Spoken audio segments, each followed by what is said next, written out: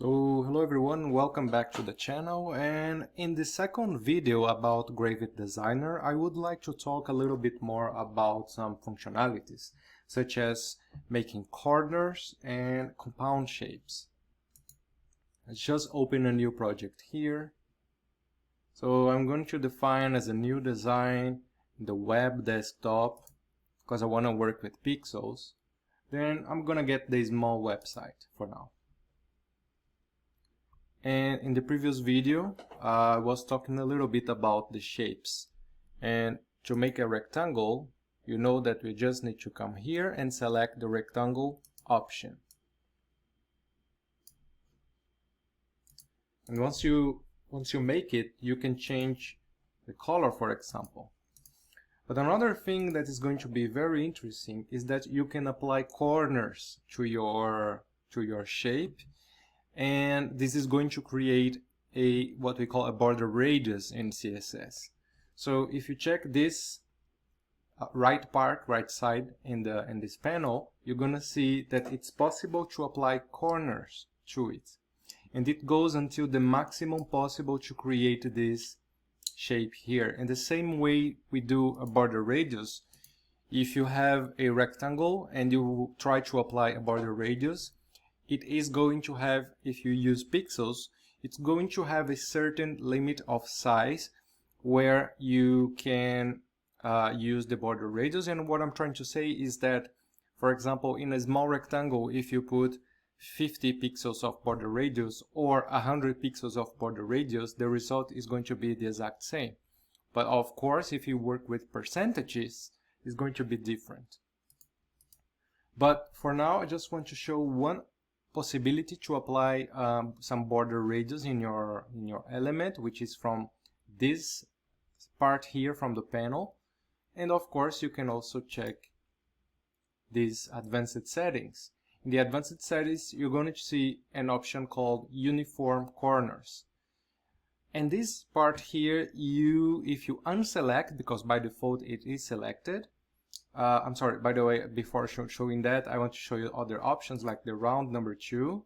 You have the normal round, the round number 2. You're going to have the bevel option, this inset option as well, which is only possible to see if you don't apply too much of angle. Then you're going to have this fancy way. But let's just apply the regular one. And in advanced settings, you can also select or unselect the uniform corners. And this is going to give you other different options, which means that you can individually increase or decrease the amount on each corner individually. So for example, if I put 0 of borders on top left corner and bottom right corner, you're going to make a shape like that. And this is possible once you unselect the uniform corners option. The other way you can also work with your corners is not that easy to find, I guess, but you just need to go here where you have this pointer tool, and you're going to select the subselect. When you get this tool here, the subselect tool, you're going to see that once you click in your shape, this is going to give you extra points. And these elements are going to give you the possibility to change the amount of border radius as you wish. It even, let me go back here to the uniform corners. So it even gives you the possibility to go like longer than the limit till you get this shape, oval shape, as the same result we have when we apply percentage in our code, CSS code, for example. So this is how we can apply corners on our shape, a rectangle in this case. And now another feature that I want to share with you for this video is about the compound shapes. And compound shapes it's easier to show than to explain by words, but I'm gonna show you that if you have a rectangle, for example, and you make a circle anywhere, so now you have these elements in different layers. The first thing that I think this is important is to mention about the layers distribution. And this is something you can see here in this left panel. You see that the ellipse, it's, no, I don't want to save this right now. You see that the ellipse is in a higher level than the rectangle, which means that the circle is in a more, let's say, more positive layer than the rectangle, so it covers the rectangle. If you want to change their position, well, one way to do that is by using this panel right here. So if you select or if you click in your ellipse using the left button of your mouse, and you bring this down, and you're not going to release the mouse here, because if you do that, the elements will be in a group element. So you just bring these here until you see this kind of red line in there.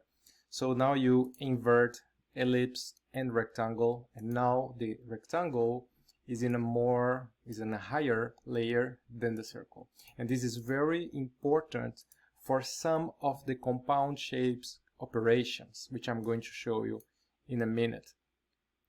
So another way that you can change the position of the elements is by right-click in the element you want to change, and you have this arrange. You can bring to front, bring forward, send backward, or send to back, and this is also possible to make this layer changing. As you can see here, the ellipse is again as the first element in the list. So to create a compound shape, you need to select both of the elements, and you have a couple of different ways to do that. So you can basically click anywhere in your page and drag your mouse in a way that you select both elements. So now I have both the ellipse and the rectangle selected.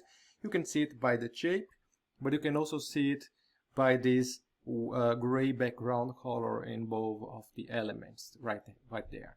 And at this moment you can click in modify, and you can go till create compound shape. Take care to not choose create compound or other option. I'm not sure what this gives actually. Well, if you do this option, this is gonna get the union, which is probably the default option, but I want to show you the other options as well.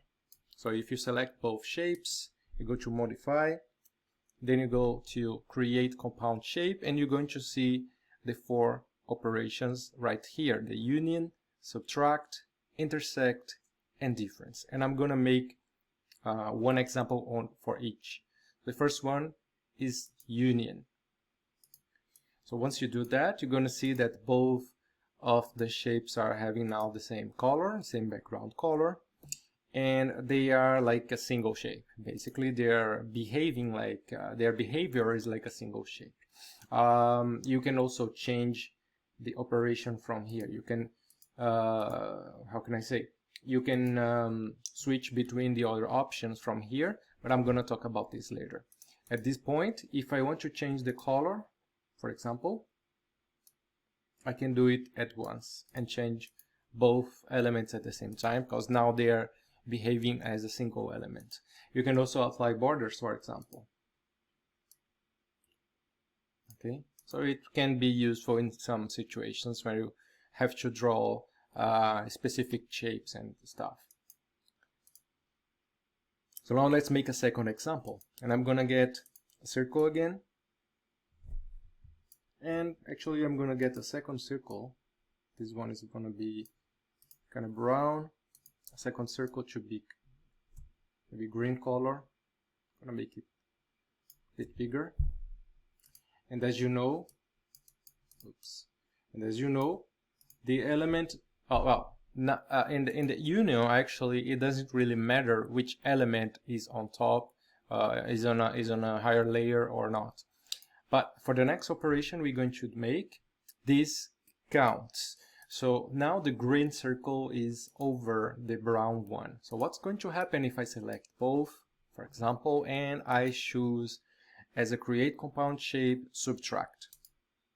So as you can see, the big circle kind of disappears. Well, it is still there if you find, yeah. So you can see as it's kind of still there. It's kind of, I don't know, invisible, but you can still get it back if you want.